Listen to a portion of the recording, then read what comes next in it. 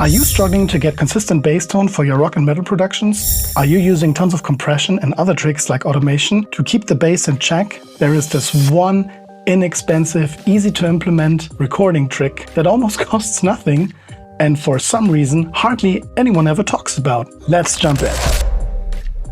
My name is Coco and this is Coco Creates Music. Now, this simple trick that I'm talking about is about these. More specifically, changing your pick from one that is really hard to one that is really soft. Obviously, this only applies if your track is actually using a bass track that is played with a pick. It's actually always been kind of funny to me. We want the player to play consistently and with a lot of dynamics, which are opposites of each other. And then when they do, and you get a recording that is really dynamic, oftentimes you will go ahead and process it within an inch of its life to suck all the dynamics back out, so you end up with a consistent bass track, only to then impart your very own dynamics as a mixer to go along nicely with the song and your vision of it. So a lot of dynamics are there, we suck it out, we put it back. It's just funny to me how that works. But jokes aside, I'm not talking about the good dynamics of playing a chorus more intense and dialing it back a little in the verse, and obviously playing soft parts soft and hard parts hard. I'm talking more about the bad dynamics that can actually be distracting to the listener. Namely, and especially for tracks that are played with a pick, I'm talking about pick attack and the transient this creates. And I have found that there is this one little thing at the very beginning of your recording chain, even before the pickup and the string, that influences this a great deal. The pick that is used to capture the performance. Here are my thoughts on that. Consistency is needed for a great listening experience. And the bass drives a lot of the song. And the days where basses didn't get a lot of attention are long gone. So let me play you a bass line to demonstrate this effect so you can actually see for yourself. Let's go. Let's go ahead and record some bass. First with the super hard pick, then with the hard pick, then with the softer pick, and then with the softest thing I have in my home. Let's go.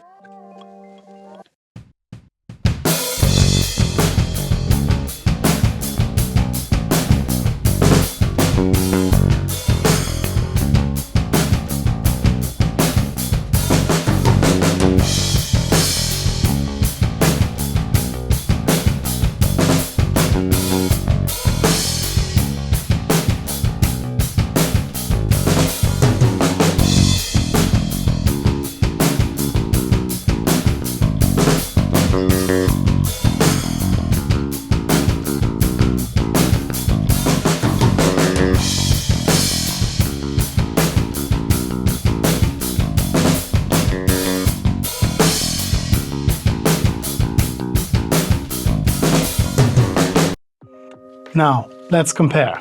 All right, let's look at what we produced just now. Those are the bass recordings we just made, and they're absolutely clean. There is no tinkering. Those are the DI signals. I didn't change anything.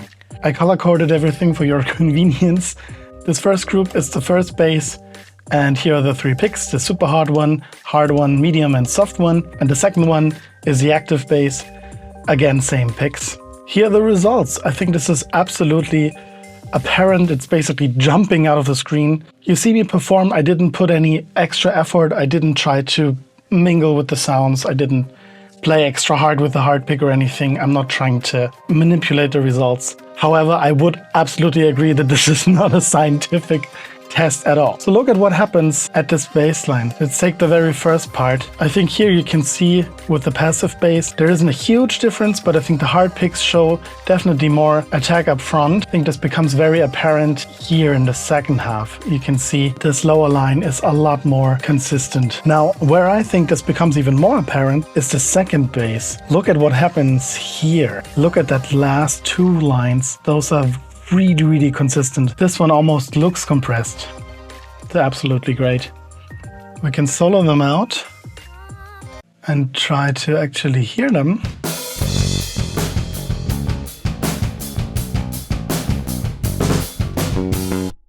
This is super loud.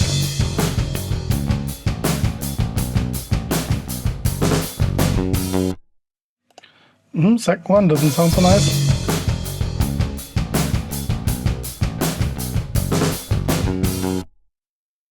This sounds better.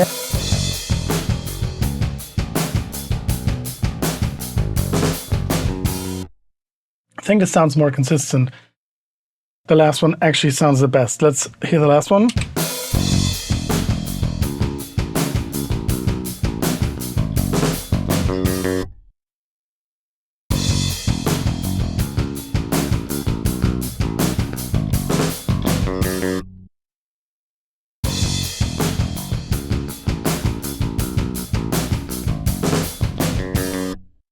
This sounds already so much more consistent.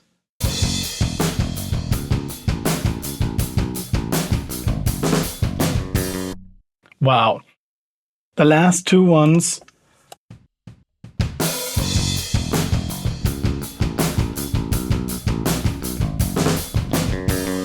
sounds like a completely different bass than the first one.